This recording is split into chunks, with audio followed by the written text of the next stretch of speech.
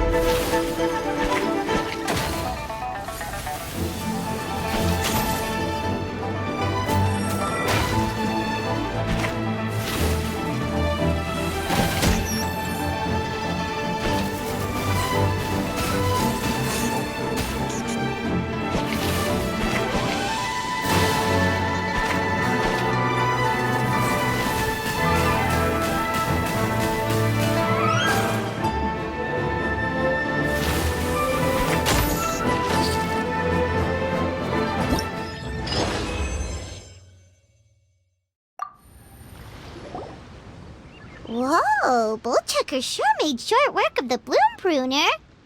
I won! Victory is mine! With my trusty Crimson Staff, I have defeated the mighty Guoba-san! Phew. Alrighty then. The moment I've been waiting for.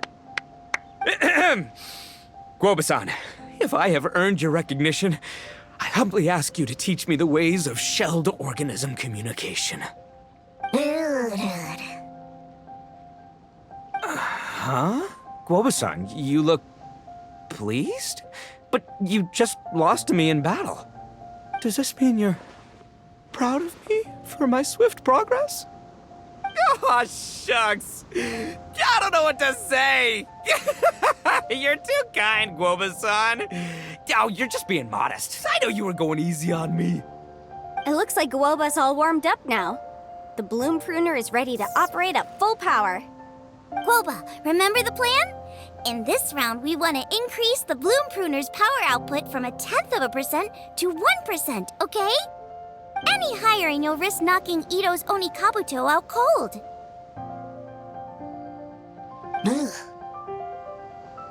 Okay, there it is. Paimon knew something was up.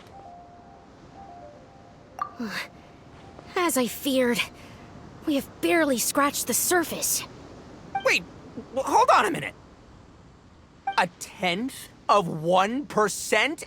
As in 0.1%? As in 1/1000th? You've gotta be kidding me. All that was just 1/1000th of its top power? Guoba's a little confused. You did say you wanted to train your Oni Kabuto to defeat Crystal Tornado, correct? I thought it would go without saying given the size. The Bloom Pruner has to shift rocks the size of casserole dishes, so obviously it has to be pretty strong. Even then, Crystal Tornado is bigger still. It dwarfs me and Guoba, and it's even taller than you. That's impossible! If we were talking, twice as strong as the last fight, I think I'd have a shot. 10 times as strong, and we're already looking at losing most, if not all, of the time. About 1,000 times stronger? Who am I kidding? It's hopeless. When your tactics fail, you have to change your point of view.